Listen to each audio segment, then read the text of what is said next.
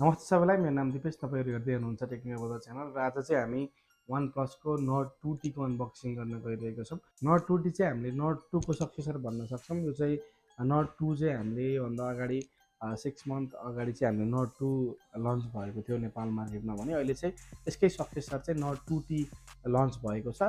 यो दुईटाको price and भेरिएन्टको comparison गर्नुपर्दा चाहिँ यसमा चाहिँ हामीले दुईटा भेरिएन्ट पाउँछौँ। 8GB ऱ्याम 128GB जसको चाहिँ प्राइस 60,000 थियो र 12,256 जसको चाहिँ प्राइस 70,000 थियो र यो Nord 2T चाहिँ योभन्दा चाहिँ 5,000 तपाईँले बढी पे गर्नुपर्ने हुन्छ र यसको चाहिँ भेरिएन्ट पनि सेमै रहेको छ। 8/128लाई चाहिँ 65,000 र 12/256 को लागि चाहिँ तपाईँले 75,000 पेमेन्ट गर्नुपर्ने हुन्छ र यो फोनको चाहिँ अब हामी आज अनबक्सिङ गर्न गइरहेको छौँ। हेरौँ बक्समा हामीले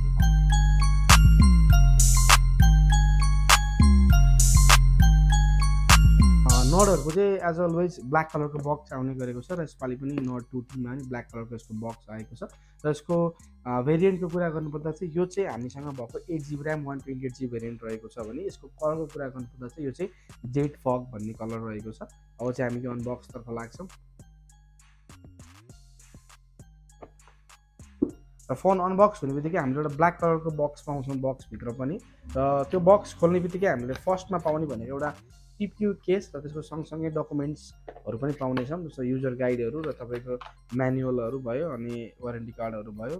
यो तपाईँको नटको स्टिकरहरू पनि यसमा हामीले पाउनेछौँ र यसको सिम टुल पनि रहेको छ यो बक्समा र यो रहेको छ तपाईँको सिलिकन कभर जुन चाहिँ कम्पेयर पुरानो नटको कम्पेयरमा चाहिँ यो यसपालि अलिकति फरक छ। यसको तपाईँको टेक्सचर्सहरू डिजाइन गरिएको छ, सिम्पल छ तर हेर्दा राम्रो देखिन्छ र अब हामी चाहिँ फोनतर्फ लाग्छौँ र फोन हातमा लिने बित्तिकै मैले फिल गरेँ भनेको नट जस्तै फिल लाग्यो।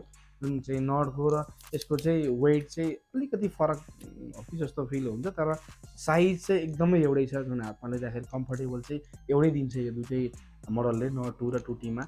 यसको नट सिरिजमा चाहिँ सबैभन्दा बेस्ट मलाई चाहिँ लाग्ने भनेको यिनीहरूको साइज हो। यिनीहरूको 6.4 इन्च यिनीहरूको साइज हुन्छ, त्यसले गर्दाखेरि चाहिँ एकदमै इजी वान ह्यान्ड युज गर्नको लागि चाहिँ एकदमै इजी हुन्छ यो फोनहरू चाहिँ र ग्रिप पनि मजाले बस्छ हातमा, एकदमै फोन स्लिप हुने चान्सेस एकदमै कम हुन्छ यो फोनहरूको होइन।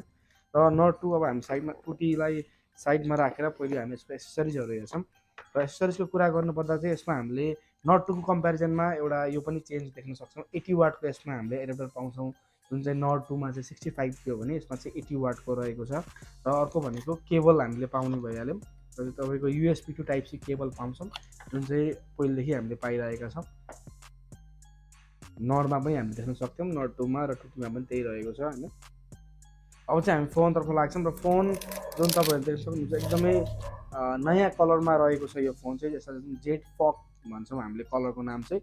जुन कलर चाहिँ अहिलेको रेन्जमा अहिलेको टाइममा चाहिँ यो एकदमै नयाँ कलर छ। नर्मली हामीले यो डिजाइनको यो कलरको फोनहरू खासै देखेका छैनौँ भने यसमा चाहिँ हामीले नयाँ कलर देख्न सक्छौँ र फोन चाहिँ अब हामी बुट गर्छौँ र फोन बुट गर्नुभन्दा अगाडि चाहिँ हामी यसको पोर्ट्स एन्ड बटनको कुरा गर्नेछौँ र पोर्ट्स एन्ड बटनको कुरा गर्नुपर्दा चाहिँ यसमा चाहिँ हामीले मुनिपट्टि एउटा टाइप सी पोर्ट पाउँछौँ भने त्यसको अर्को साइडपट्टि भनेको यो स्पिकर ग्रिल छ र अर्को साइडपट्टि भनेको यसको चाहिँ सिम ट्रे पनि हामीले यसको मुनिपट्टि नै पाउँछौँ। अलिकति डिफ्रेन्ट छ यसपालि र यसको तपाईँको राइट साइडपट्टि हेर्ने हो भने चाहिँ एउटा पावर बटन, त्यसको माथिपट्टि अलर्ट स्लाइडर भइहाल्यो। त्यसपछिबाट अर्को साइडपट्टि हेर्ने हो भने चाहिँ volume up and down button भइहाल्यो। फोनको पछाडिपट्टिको डिजाइनको कुरा गर्नुपर्दा चाहिँ यो थोरै कर्भ डिजाइन छ, जुन चाहिँ Nord 2 पनि हामीले त्यस्तै डिजाइनमा देख्न सक्छौँ। यो पनि पछाडिपट्टि कर्भ डिजाइनमा थियो र यसको क्यामेराको डिजाइन चाहिँ अलिकति डिफ्रेन्ट छ as compared to Nord 2। Nord 2 मा चाहिँ हामीले सिम्पल सानो क्यामेराको डिजाइन देख्यौँ भने यसमा चाहिँ अलिकति ठुलो यसको क्यामेराको डिजाइन छ, माथिपट्टि ठुलो लेन्सहरू पनि ठुल्ठुलो राखिदिएको छ र राउन्ड सेपमा राखेको छ यसपालि चाहिँ यिनीहरूले। र यसको ब्याक डिजाइन चाहिँ हामीले कर्भ डिजाइनमा पाउँछौँ भने फ्रन्टमा चाहिँ हामीले फ्ल्याट डिजाइन यसको डिजाइन छ होइन। र यसको डिजाइन एन्ड बिल्ड क्वालिटीको कुरा गर्नुपर्दा चाहिँ हामीले यसको ब्याकमा चाहिँ ग्लास बिल्ड क्वालिटी पाउँछौँ भने यसको फ्रेम भन्ने चाहिँ यसको प्लास्टिक फ्रेम रहेको छ र फ्रन्टमा चाहिँ हामीले यसमा कर्निङ गोरिल्ला ग्लास 5 को प्रोटेक्सन पाउँछौँ। त्यस कारणले गर्दाखेरि ड्युरेबिलिटीको लागि पनि यो प्राइसमा यो फोनलाई राम्रो नै भन्न सक्छौँ हामीले।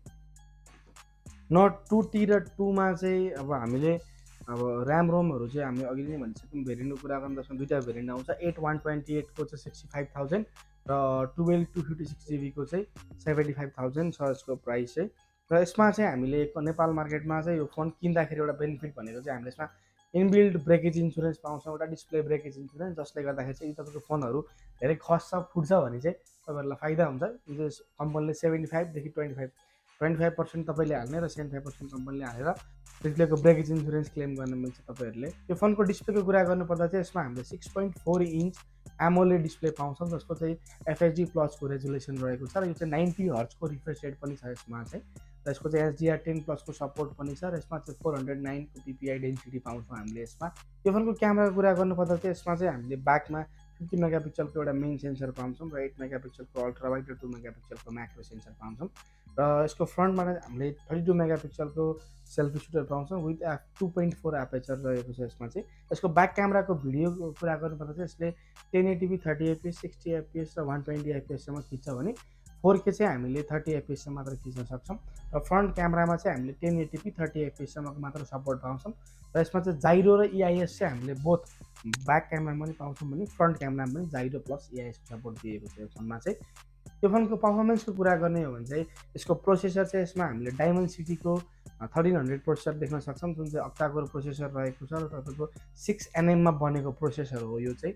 यसको चाहिँ म्याक्सिमम क्लक स्पिड हेर्ने भने 3.0 GHz को म्याक्सिमम क्लक स्पिड रहेको छ, र यसको GPU चाहिँ हामीले मालीको GPU देख्न सक्छौँ यो फोनमा चाहिँ। त्यो कुरा हामीले अब गेमिङको लागि पनि यो फोन डायमेन्सिटी 1300 भनेको नोट 2 को कम्पेरिजनमा यो चाहिँ नोट 2 मा हामीले डायमेन्सिटी 1200 को प्रोसेसर पाउँथ्यौँ, यसमा चाहिँ हामीले 1300 को प्रोसेसर पाउँछौँ। जसमा डिफ्रेन्स हेर्ने हो भने चाहिँ त्यस्तो खासै प्रोसेसरमा डिफ्रेन्स चाहिँ देख्न सकिँदैनौँ हामीले, उस्तै लाग्छ तपाईँलाई।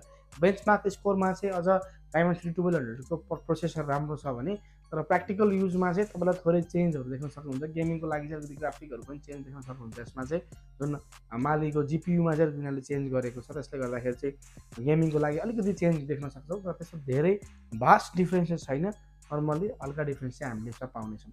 र यो फोनको चाहिँ ब्याट्रीको कुरा गर्नुपर्दा चाहिँ यसमा हामीले सेम नोट 2 मा जस्तै 4500 mAh को ब्याट्री पाउँछौँ, र यसमा चाहिँ चार्जिङ स्पिड चाहिँ बढाइदिएको छ, 80 वाटको फास्ट चार्जर दिएको, जसले गर्दाखेरि चाहिँ हामीले 27 मिनटमा फुल चार्ज गर्छौँ। 0 देखि 100 सम्म चाहिँ हामीले 27 मिनटमा फुल चार्ज गर्न सक्छौँ। यो फोनको कनेक्टिभिटीको कुरा गर्नुपर्दा चाहिँ यसमा हामीले 2G 3G र 4G प्लस 5G पनि यसमा पाउँछौँ, जुन चाहिँ डायमेन्सिटी 1300 ले 5G पनि सपोर्ट गर्छ, र 5G को हामीले पनि यसमा सपोर्ट पाउँछौँ, जसले गर्दाखेरि तपाईँको भोलिको दिनमा नेपालमा यदि 5G लन्च भयो भने पनि तपाईँहरूले यसमा नेटवर्क 5G मजाले चलाउन सक्नुहुन्छ। वाइफाईको यसमा तपाईँ वाइफाई 6 को सपोर्ट दिएको छ भने ड्युल भोल्टीको पनि सपोर्ट पाउँछौँ हामीले यसमा। सेन्सरको कुरा गर्नुपर्दा चाहिँ यसमा चाहिँ हामीले इन डिस्प्ले फिङ्गरप्रिन्ट सेन्सर पाउँछौँ, जुन चाहिँ अलिकति फास्ट नै छ। हामीले OnePlus को म्याक्सिमम नोट सिरिजमा चाहिँ नोट C2 लाइट बाहेक त्योभन्दा माथिको जति पनि फोनहरू छन् सबैमा हामीले इन डिस्प्ले फिङ्गरप्रिन्ट पाउँछौँ, यसमा पनि हामीले इन डिस्प्ले फिङ्गरप्रिन्ट पाउँछौँ, र यसको इन डिस्प्ले फिङ्गरप्रिन्ट फास्ट नै हुन्छ OnePlus को। यसको पनि फास्ट नै रहेको छ, नोट 2T को पनि फास्ट छ इन डिस्प्ले फिङ्गरप्रिन्ट। यो फोनमा चाहिँ हामीले अरू सेन्सरको कुरा गर्नुपर्दा चाहिँ जाइरो, प्रक्सिमिटी, एक्सेलरोमिटर पनि हामीले यसमा देख्न सक्छौँ, र कम्पास पनि हामीले यसमा पाउँछौँ।